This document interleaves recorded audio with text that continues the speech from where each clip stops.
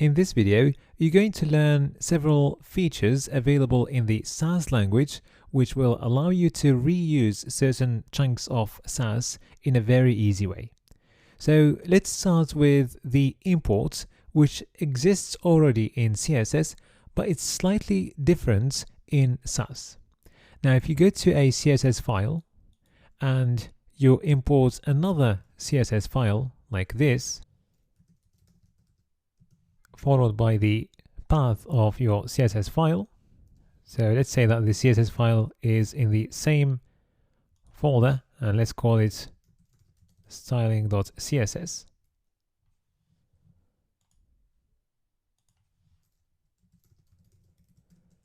Then all the content of the styling.css file is going to be taken into account in the overall styling.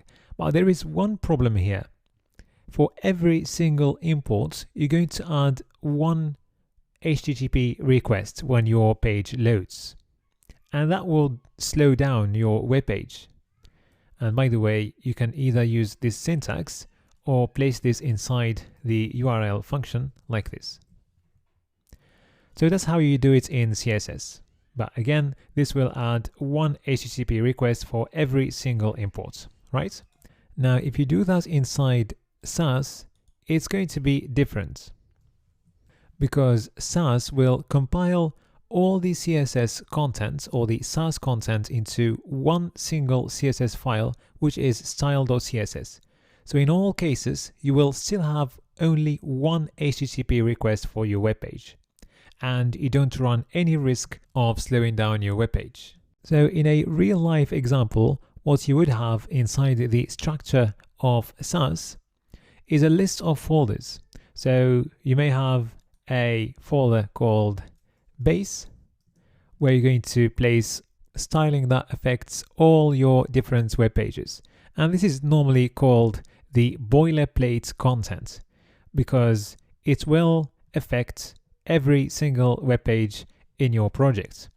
So things that you will find inside the base projects are things like the styling of the typography, for example, and we'll have other files.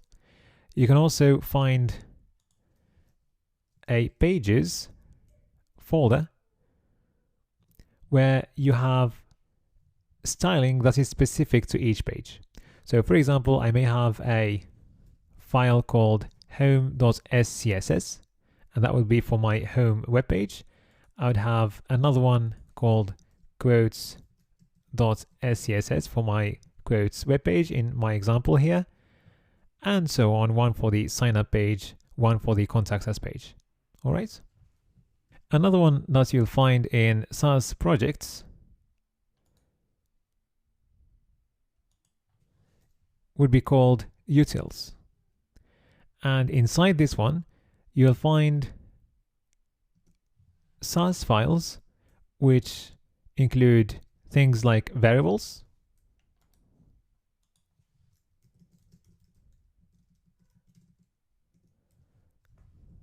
mixins as well, which we'll cover in a bit,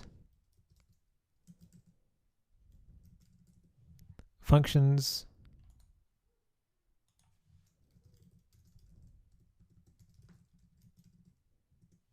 and so on. Now, normally, these files, they have an underscore at the beginning, which tells Sass that they are actually Sass files that you want to include inside your project.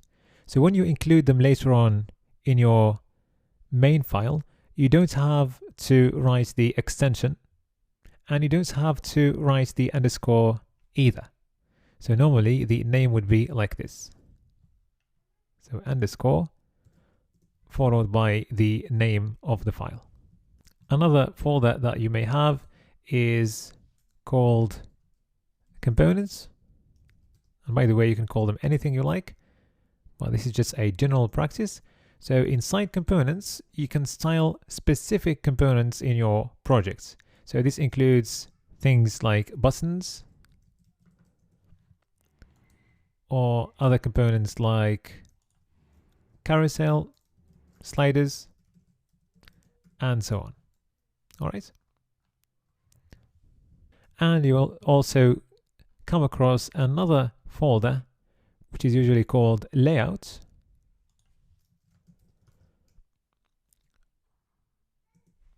And that's where you style major sections of your website, including the header, the footer, and other sections. If you're using the CSS grid, your grid styling would go right there. All right. So let's close all these files for now. And let's take these variables and place them inside the utils folder inside variables right there. So what I need to do now is go back to the main CSS file. So I'm going to collapse all these folders. So that's our main file. And instead of having the variables there, I'm going to import the file from utils like this. And the name of the file is variables.scss. So I don't need the underscore and I don't need the extension. So let's check and make sure that our code is still working. And you can see that the colors looks fine. Now, if you want, you can place the navigation inside the components folder. So I could create a file navigation.scss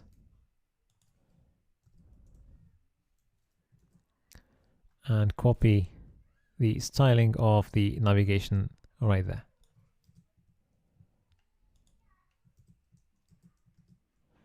And then I need to import the file. So it's inside components.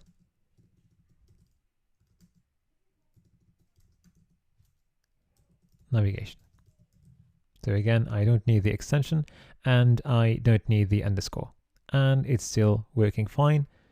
Well, the live preview is not working now. So let's just make sure it's activated and everything looks fine. All right, now the box sizing set to border box, that would affect all web pages.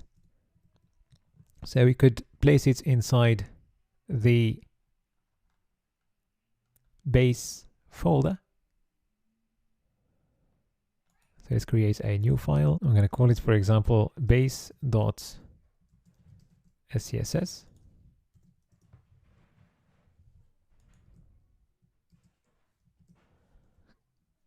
And let's import it.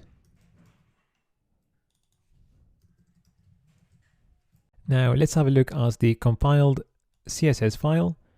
So you can see the navigation at the top. You won't see anything related to the variables because they are used later on in your styling. But you will see the navigation because that's CSS styling going right there.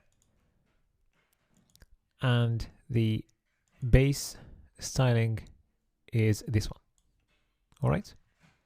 Okay, now let's move to another feature of Sass, which is called extend.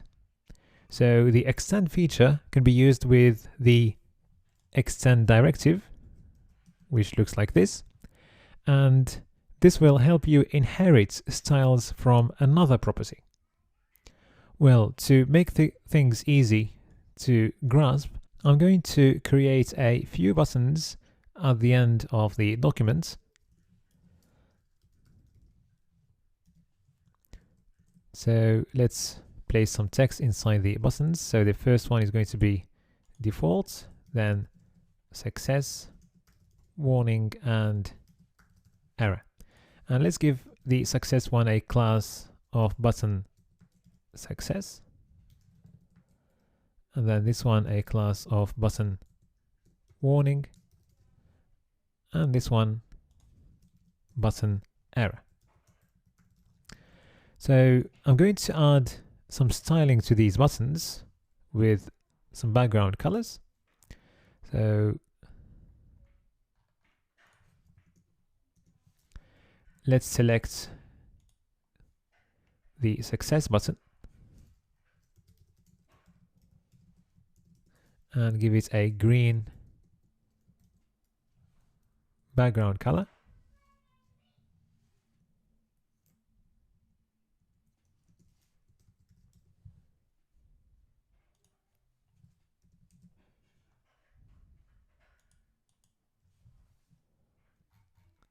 Okay, let's delete this so that our code or our Sass works. All right, so that's better. And then let's move to the next button and give it an orange background.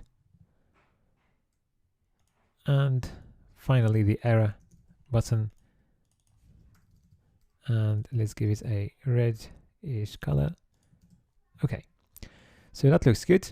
Now let's change the text color inside the button to white and also make the text bigger. And make the border radius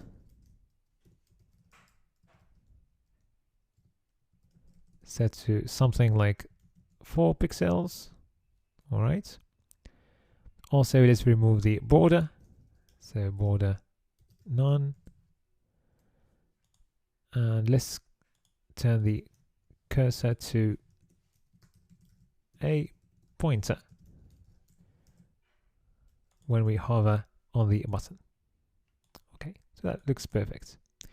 Now we need the same styling for the other buttons. So normally what you would do here is take this styling and then place it as the styling of all these buttons. So you would normally select all the buttons. So button success, then button warning, then button error, and then you place that styling right there. Correct? Well,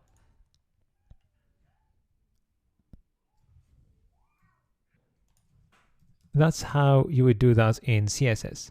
But in Sass, there is another way of doing this using extends. So what I'm going to do, I'm going to create a new class called button common. And inside this class, I'm going to put the common styling between all buttons. Then I'm going to go back to the buttons, remove that, and then inside each button, I'm going to include that piece of styling inside each button. So to do that, I'm going to use the extend directive followed by the class button common. And I'm going to do the same thing for the other two buttons. And I still get the same results. Now, if you look at the final CSS file, you will see that we've got a specific styling for each button. So each button has got its own background color. And then you've got right there all our buttons selected, and you've got that styling affected to each of them. But what's interesting here is that we also have this selector in our final CSS, although we don't really need it because we don't have any element in our HTML code with a class that is called button common. So if you want to get rid of that, instead of using a class with a dot, you can use a percentage. So using a percentage will make sure you don't have that extra element in your CSS file. So if I check again, that selector has just disappeared because it's not a real class. All right, so that's a good way of getting rid of that extra selector in your final CSS file and reducing its size. Now, a quick comment about the extend directive. You can nest it, meaning that inside this styling, you can actually use another extend which inherits another piece of code. So for example, let's go for a button wide class, which makes the width of the button set to 50%. You can actually inherit that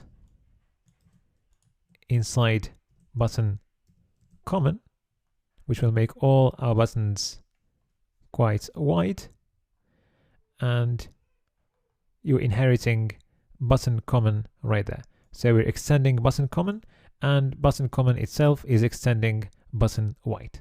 All right. Otherwise, if you don't want to use it right there and you want to use it, for example, only for button success, then you just go to button success and you extend both the button common and the button wide right there. So only the success button is going to be wide like that. All right. Now, hopefully you are comfortable with the import directive and the extend directive. Now we're going to move to another directive called mixin, and that is something we're going to cover in the next video.